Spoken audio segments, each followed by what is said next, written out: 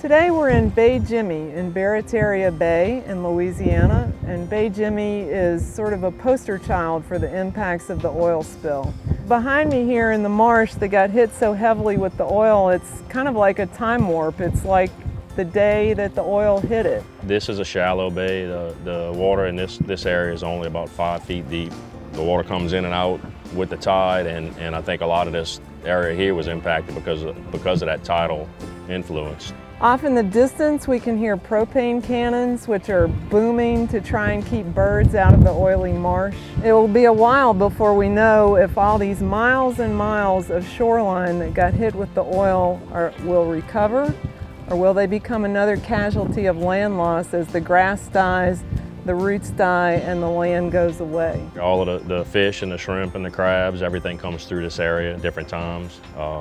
During all of this, the trout spawn all summer long, and the eggs make their way through this lake and this is where they end up. A lot of the time the oil was in the water here and it's against the bank, and that's going to be, I guess, a couple years before we really realize what it's done. Well, the oil is still here. It's a disaster for now.